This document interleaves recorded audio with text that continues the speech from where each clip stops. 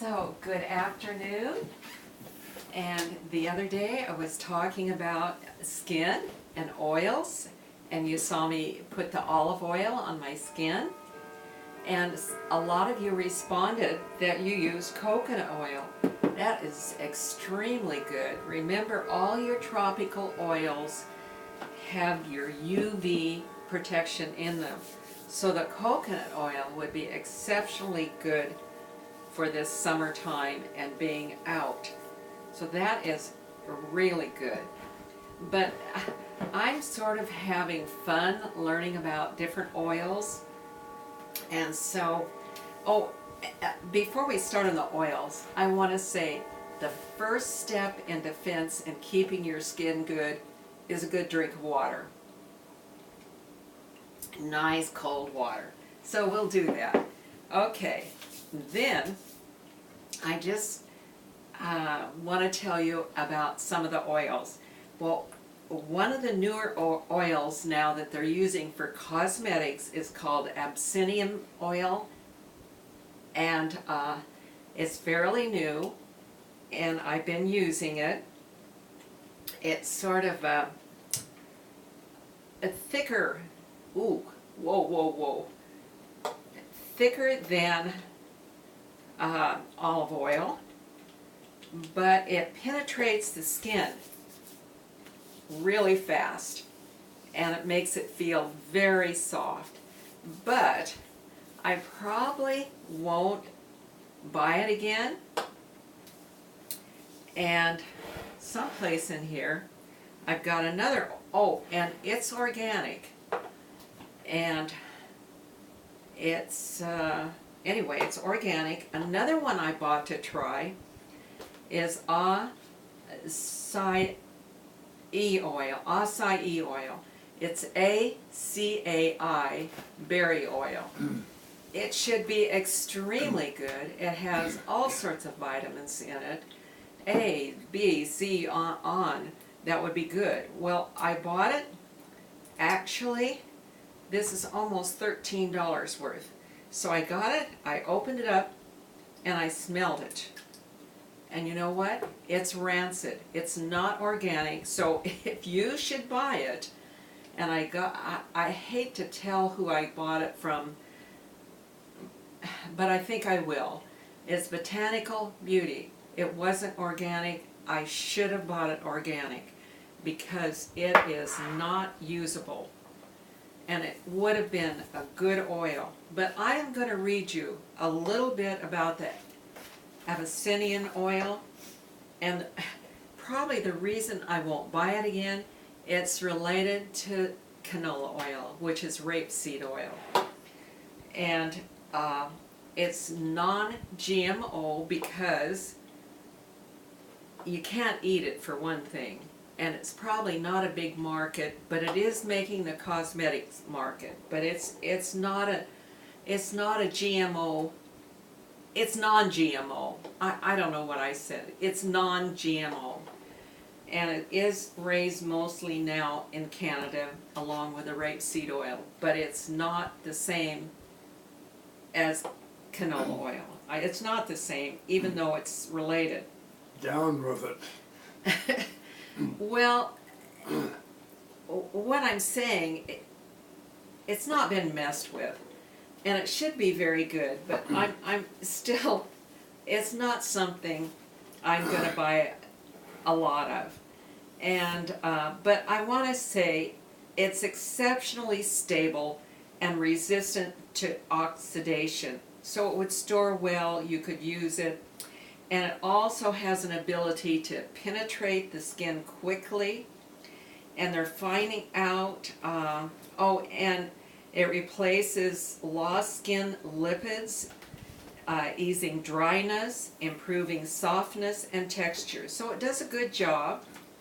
And they use it in a lot of hair products. It's very good for hair products.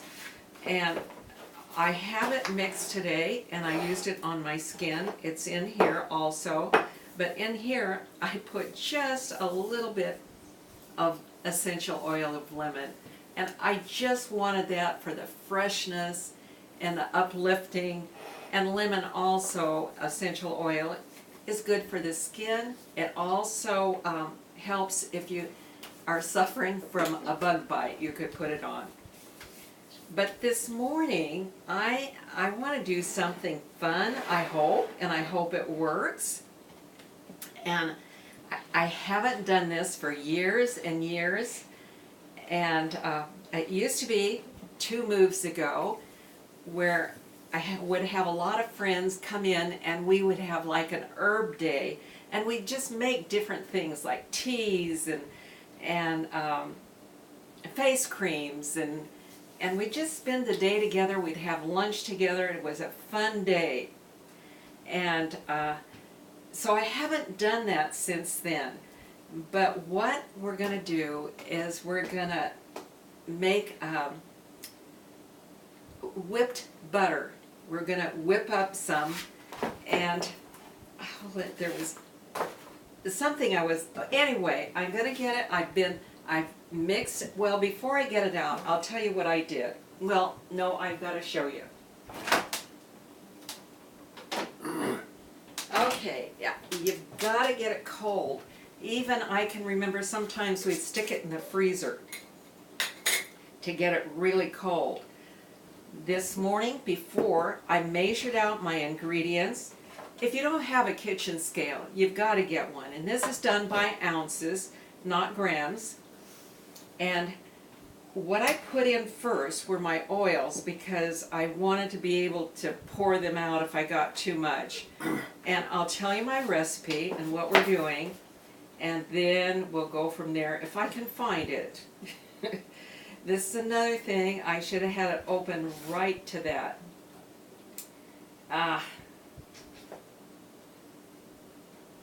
Okay, it's whipped body butter. I'm glad my name is, I could have had a name like Betty, and then it would be Betty's Whipped Body Butters. The recipe that I used this morning is I took one of these. Okay, I took 2 ounces of mango butter. But like I say, first of all, I measured the liquid stuff, which was actually my coconut oil, because it's warm enough in my kitchen right now to make it into liquid. And I put coconut oil, I put 2 ounces of that in. And then I also did my Abyssinian oil, and I wanted 2 1/4 ounces. This only comes 2 ounces in one of these bottles. It's a little bit dear, so I put a mixture of olive oil and Abyssinian oil to get 2 1/4 ounces. So that's in there. And then I have 2 ounces of my coconut oil. We did that. 2 ounces of my mango. And then I had 1 1/4 ounces of my shea butter. And then I had 3/4 of an ounce of cocoa butter. So that's what's in this jar, and I measured it all out. I put it in the refrigerator. And if you live where it's really hot and you can't keep your house cool, this might be something you might not want to do until fall time when it's cooler. But we're going to try to whip this up, and it's going to be interesting because it's cold. It's in chunks.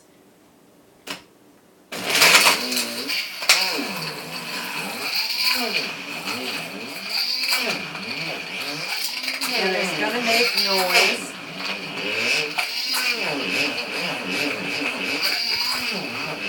But already it's looking creamy down in here.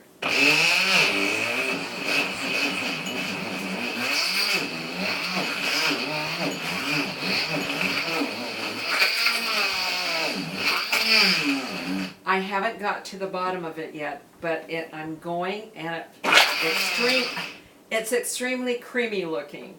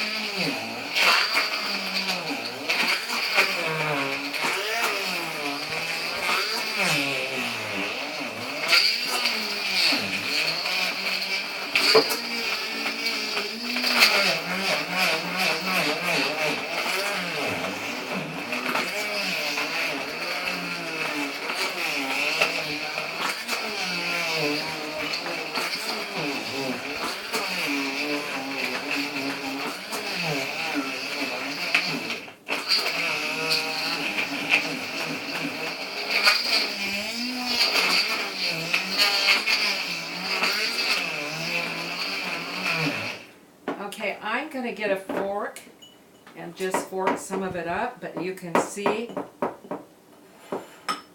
that it is getting creamy.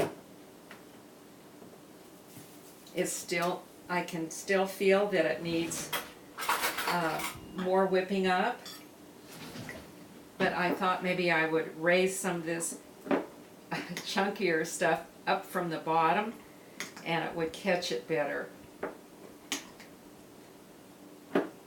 Okay, now we'll see what it does. And it's going to be very creamy, very nice.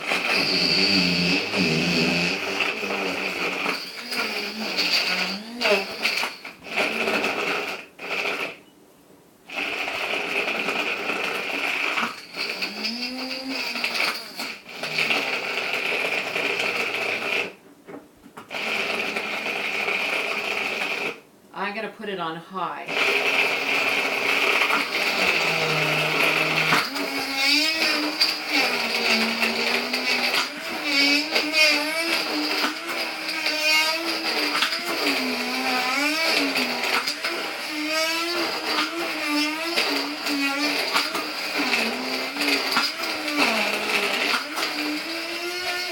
Okay, I'm still not all the way to the bottom, but I'm gonna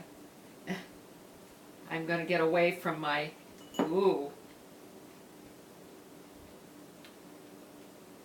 so it won't turn on while I'm doing this. I know it makes some of you nervous. Anyway, it's a nice, and it still needs a little more mixing up. I can still feel the chunks in there, but I just wanted to show you what you can do, and I'm going to redo it afterwards so you don't have to see the whole thing, but it's quite nice, and wow. But wouldn't this be nice after a shower?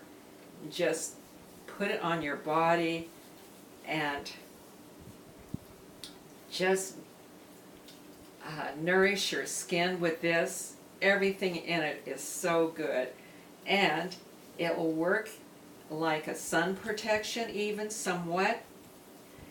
And that is a whipped body butter, and there you have it.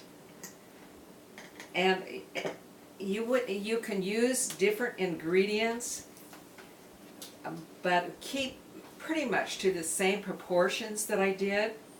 I'm going to wash my hands a little bit because I'll get it all over the paper. I'm just going to go over the recipe again so you sort of know the proportions.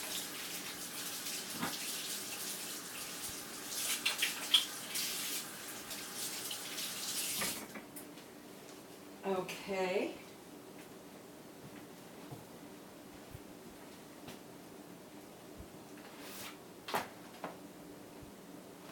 And you know, you could put, I suppose, some of your essential oils even in that and make it nice.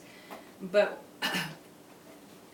actually the recipe that I have goes by 4 ounce, but I cut it in half so I could fit it in my jar better.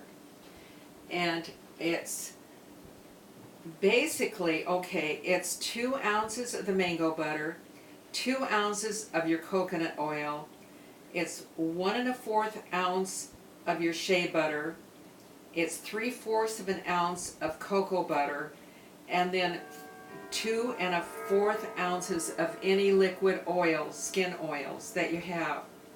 And essential oils can be added to it. And I will add some to it. I'm not sure what I'm going to put in it yet, and that'll be even fun. And then this, if you wanted to label it, be sure and sort of wipe the jar down with rubbing alcohol so a label will stick to it, and put the date on it when you made it so you don't over store it, and then you can use it, and it will really, really nourish your skin quite nicely. So that's a whipped body butter.